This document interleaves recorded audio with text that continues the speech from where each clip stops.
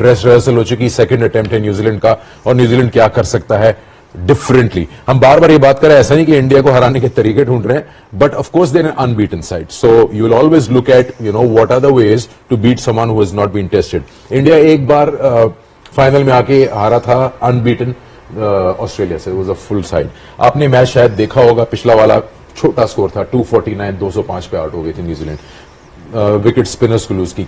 What can they do differently in terms of mindsets before taking that flight tomorrow? Just look at the Australian team, what they have done to India team. I think I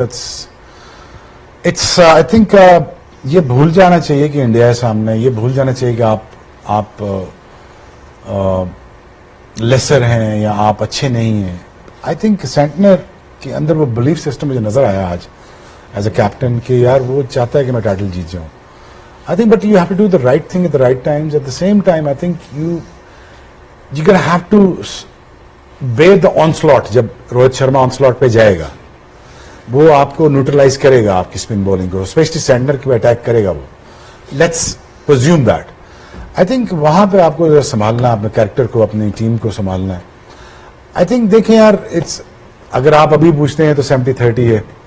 अगर odds अगर आप देखते हैं तो India looks far better side. ठीक है, when it comes to batting and the spinners and comes to maturity, तो मुझे लगता है कि यार they are far better side. But if you bring your A game to that day, on that day, and you think that यार now we thoroughly deserve that after 35 years or 40 years, यार हम कोई world cup नहीं जीते तो इसका ये मतलब नहीं है कि वो अच्छी टीम नहीं है। ठीक है, तो जी अच्छा जी, तो ये जैसे आपने ऑब्वियसली टच अपॉन किया कि सेंटर के अंदर एक बिलीफ है। एक और चीज जो उनको निगेट करनी पड़ेगी वो है इंडिया का spin attack. I mean that's going to be the key battle here कि जी उनके पास 4 स्पिनर्स हैं, न्यूजीलैंड के पास बैट्समैन हैं जो बहुत अच्छे हैं, लेकिन वहां पे अभी तक जितने भी हमने मैचेस दुबई में देखे हैं, चाहे वो अक्षर पटेल हो गए, चाहे वो कुलदीप हो गए, चाहे वो वरुण हो गए, सब ने अपना रोल निभाया है and they have got breakthroughs at the right time. So how does New Zealand rotation है वेरी वेरी इंपॉर्टेंट। और दूसरा जो स्मिथ ने इनिंग्स खेली है, जो 5th फील्डर था, ही टुक दोज रिस्क्स। वो डाउन द विकेट आए, उन्होंने गैप्स में जो बड़ी पॉकेट्स हैं वहां पे जाके उन्होंने प्लेस किया, उन्होंने 2 रन्स लिए।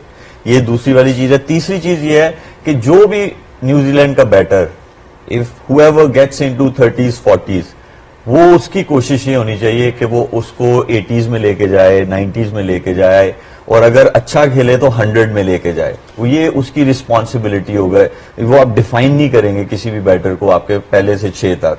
हुएवर गेट्स इनटू 30s और 40s, उसकी रिस्पॉन्सिबिलिटी होनी चाहिए कि वो 80s और 90s या 100 तक वो लेके जाए, क्योंकि वहां पे आपको टोटल तो एक 237 हुआ, 240 हुआ, 260 समथिंग हुआ, फिर इंडिया ने भी चेज किया, तो वहां पे वो जो मार्जिन आ रहा है वो यही आ रहा है। जो चेज भी हो रहा है वो तकरीबन थोड़े से ओवर्स रह जाते हैं, तो उसमें से चेज हो रहा है। तो वो जो पार स्कोर है वो वही बैटर्स आपको करके दे सकते हैं कि जो सेट हो गए हैं उन कंडीशंस में, उनका काम है कि bat through and bat deep, ताकि वो चांस मिले नीचे वालों को, वो एक्सप्लॉइट कर सकें। तो मेरे ख्याल में न्यूजीलैंड के लिए बहुत इंपॉर्टेंट है, whoever gets in, make sure scores big. वो कहते हैं ना कि is treated as just another game, but ऐसा होता नहीं है, अदरवाइज साउथ अफ्रीका सारे जीत जाता मैच। लेकिन कहीं ऐसा फील होता है कि जो भी टीम जा रही है दुबई, एक चीज लेके जा रही है माइंड में कि जी उनके पास एडवांटेज है होम का। अगर इसको एरेज कर दे, स्किल दोनों टीम के पास है, दोनों बेस्ट फील्डिंग साइड्स हैं, दोनों के पास बॉलर बैटर सब कुछ है। I think it's about what you take here on the day. देखिए, प्रेशर बड़ी स्टेज पे जब आप फाइनल खेलते हैं तो दोनों टीमें फील करती हैं, क्योंकि वो lot of things on stake है कि आपने ट्रॉफी उठानी है या नहीं उठानी, क्योंकि लोग चैंपियन को याद रखेंगे। मुझे नहीं लगता कि इस वक्त न्यूजीलैंड को ये सोचना चाहिए कि वो फाइनलिस्ट हैं और उनको कंडीशनल कोई डिसएडवांटेज है। वो वहां पे खेल चुके हुए हैं, they been to UAE many times, इन प्लेयर ने बहुत ज्यादा क्रिकेट वहां पे खेली भी है। मुझे लगता है कि इस वक्त it's all about how they can win against one of the team जो अब वहां पे रूल कर रही है। इस वक्त कोई भी टीम कुछ भी कर रही है, वो चेस करके भी जीत रहे हैं और पहले बैटिंग करके भी जीत रहे हैं, तो इसका मतलब है वो एक कंप्लीट टीम के तौर पर खेल रहे हैं। और उनकी जो गेम अवेयरनेस है when it comes to win the game, उनकी प्लानिंग के अंदर उनके बैट्समैन, उनके बॉलर वो रोल प्ले कर रहे हैं जहां से टीम जीत जाती है।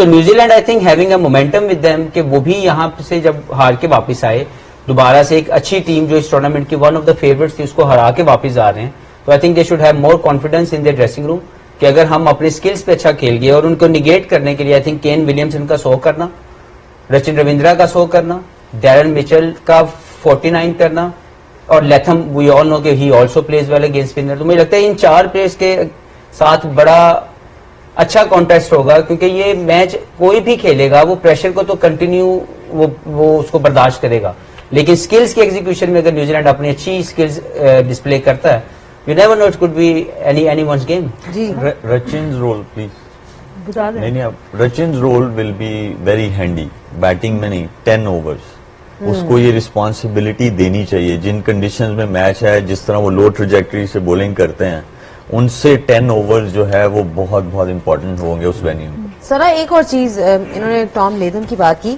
Another bright spot for them has been actually his keeping. आज वो एक्चुअली दिखा रहे थे कि किस तरह प्रैक्टिस में वो डाउन द लेग साइड जो बॉल जा रही थी स्पिनर्स की वो अपनी मूवमेंट किस तरह से करते हैं और किस तरह से बॉल मतलब वो एक वही बात और वही उसी तरह मैच में फिर एक उन्होंने कैच भी लिया।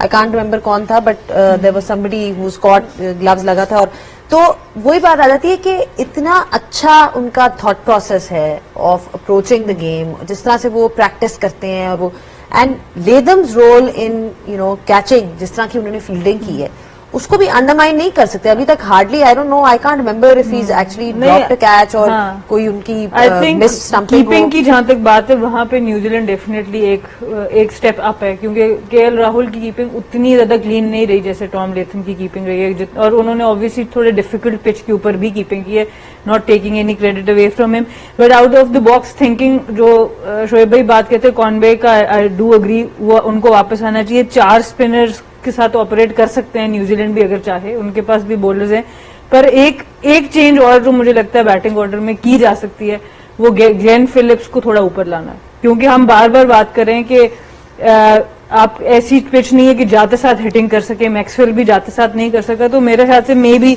शायद जैसे अक्षर पटेल बीच में आके प्रेशर ऑफ करते हैं आपके मेन बैटर से तो ग्लेन फिलिप्स को भी वैसे यूज किया जा सकता है क्योंकि एक तो उनकी running between the wickets outstanding है और अगर वो खेल गए 15 ओवर तो वो इंडिया से मैच वो एक ऐसे प्लेयर हैं जो लेके टोटली जा सकते हैं। तो आई थिंक वो एक बहुत क्योंकि आज भी जब लेथम आए मेरे हिसाब से वहां पर आराम से ग्लेन फिलिप्स पहले ही सब लोग आराम से एंजॉय करें, रमजान को 3 दिन छुट्टी है and be with your family, आप लोग भी एंजॉय कीजिए। वेट करेंगे फाइनल का दुबई में खेला जाएगा on the 9th of March, it will start again at 2 o'clock Pakistan time, we'll be here 12 o'clock with all our coverage.